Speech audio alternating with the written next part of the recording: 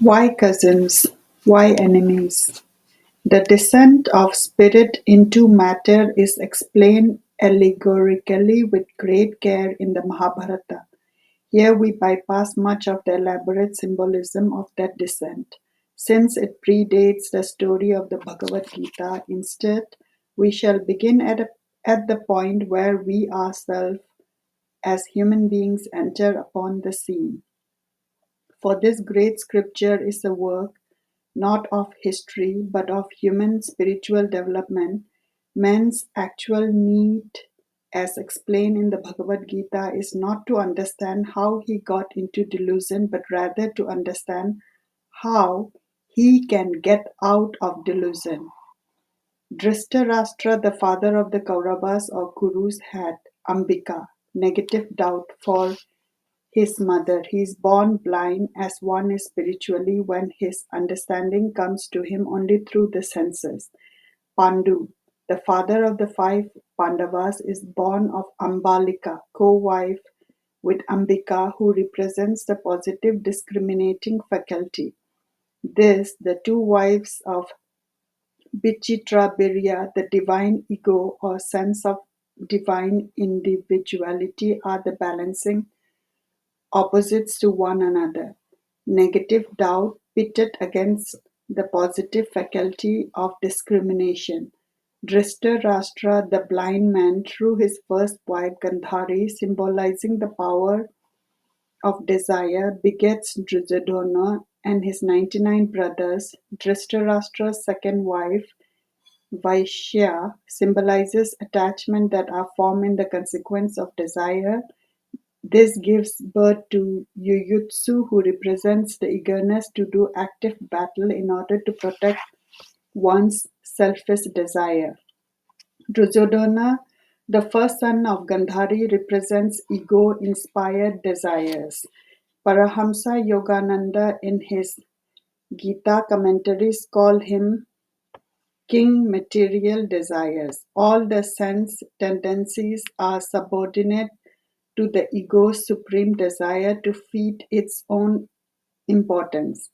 Pandu is Ambalika's son. Ambalika, remember, represents the positive discriminating faculty. Thus, Pandu symbolizes the active application of that positive faculty, that is to say, the positive discriminating intelligence. The Kurus or Kauravas, children of Dhritarashtra, the blind mind, are first cousins to the Pandavas, the children of Pandu.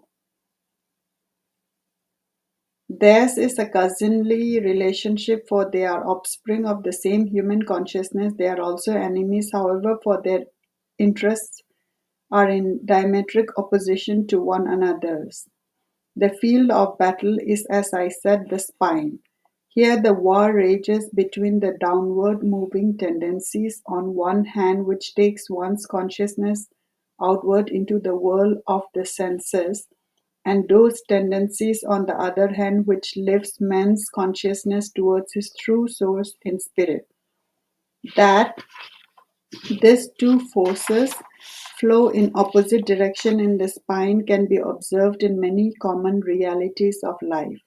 Many of the words people use show these differences. Probably there are equivalents in all languages to the expression in English. I feel uplifted, I feel high, or I'm feeling downcast, I feel low.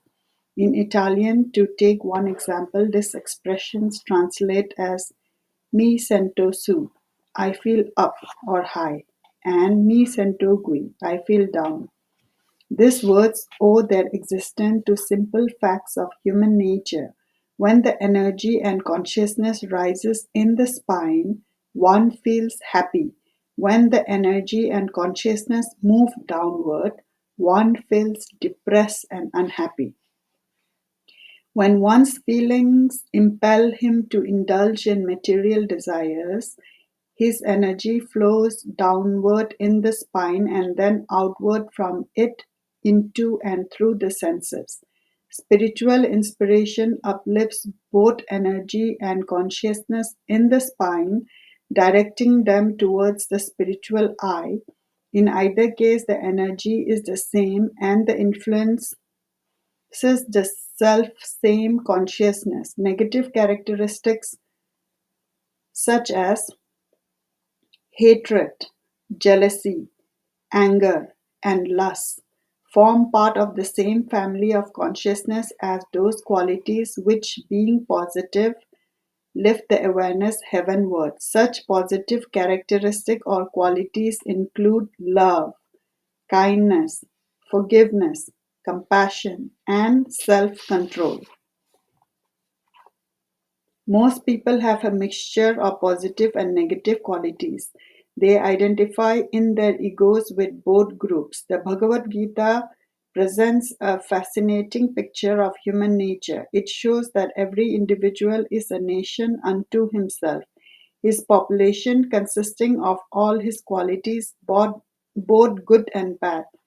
Verily, every human qualities may with perfect justification be likened to an individual. In essence, none of us is his characteristics. We merely manifest our character traits.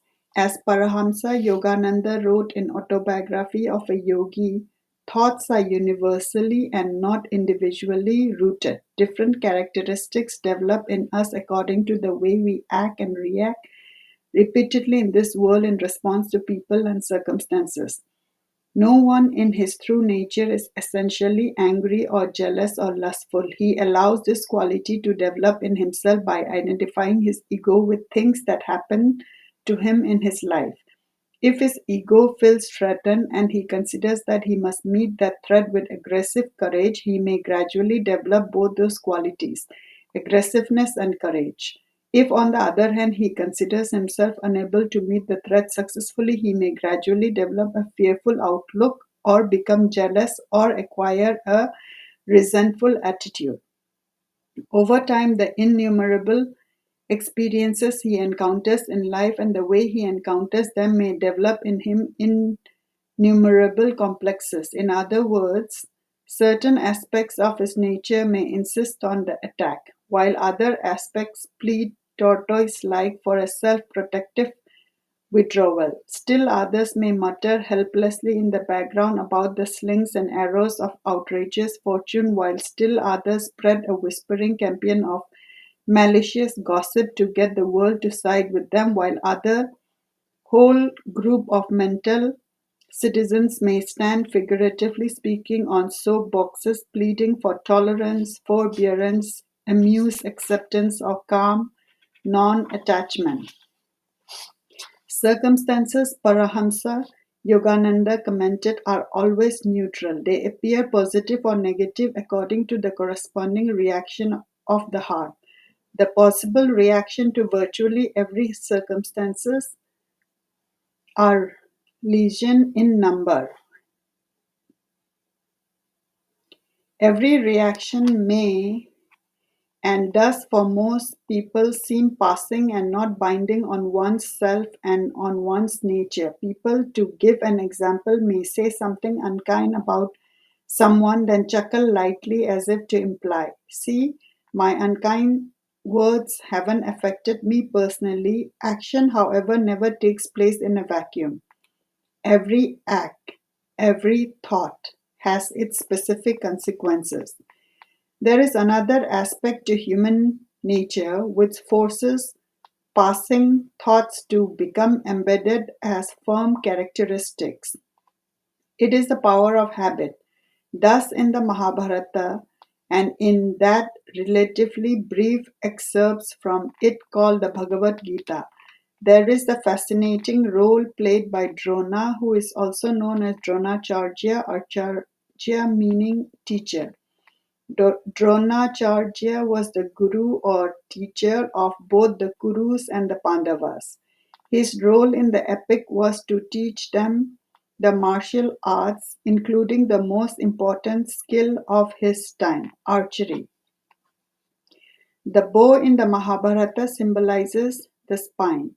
When the bow is strung, the string resembles the spine itself. The arch front looks somewhat like the front of the body. The arrow, as it is loose from the bow, symbolizes the power of concentration. In this respect, one can visualize also the eyebrows as the two curving halves of a bow, wherein the point between them stands for that part of the bow where the arrow is firmly placed. Dronacharya's best pupil was Arjuna. There is a story about Drona's proposing a test for his students. He asked them each in turn to strike off the head of a bird seated on the highest limb of a tree. Each pupil, as he approached the teacher, was asked by him, "What do you see?" Each reported the many things within his range of vision. A typical answer was, "I see the bird, the tree, the passing clouds." Dronacharya knew in each case that the archer would miss the head of the bird. In fact, so it proved. Finally, Arjuna stepped up for his turn. "What do you see?" asked Drona. "I see the head of the bird," replied the young warrior. "Nothing else?" asked the Guru. "Nothing else," came the answer. "Only the head of the bird." "Loose your shaft," said Dronacharya proudly, certain of Arjuna's success. Arjuna alone passed the test. Dronacharya was, as I had indicated, the guru of both the cousinly families. In the war of Kurukshetra, however, he fought on the side of the Kurus. Why, one wondered, would he do that? Wasn't Arjuna his best and favorite pupil? There is a subtle reason for that choice. Psychologically, what happens in any struggle between high aspiration in oneself and one's worldly tendencies is the habit sides with worldliness. Our need is to replace our bad habits with good ones. Good habits, however, yield to a higher power, which is what gives us our true strength. The power to concentrate, shown by Arjuna, and all other good qualities needed for spiritual development depends initially on good habits. What gives those good qualities their real strength, however, transcends habit. It is a strength that comes from superconscious inspiration.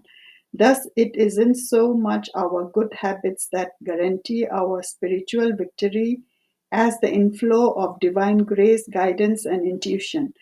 Meanwhile, the power of habit itself usually ranges itself on the negative side. Indeed, even good habits need to be transformed by divine inspirations. Otherwise, if one lacks a higher understanding, he may slip back again into bad habits. Drona sided with the wrong side. This means we should not depend on our good habits alone to see us through psychological and spiritual tests. Habits born of past action may give us good karma, but karma itself must be transcended in dedication to the truth. Meanwhile, all our qualities assume the characteristics of individual personalities as we become steeped in them by a repetition of the act that involve us in them. Because of habit, they become entrenched as true citizens of our own nation of consciousness. Each person, as I said, is a nation unto himself. Thousands or millions of citizens mill about, each one bent on fulfilling his own desires and ambition. Sigmund Freud hardly scratched the surface of human psychology with his investigation. He worked primarily with abnormal psychology, but in truth, every human being, so long as he lives in delusion, is a mass of conflicting qualities or complexes. Freud saw only the conflict between personal desire and the expectation of society. In reality, the case is infinitely more complex.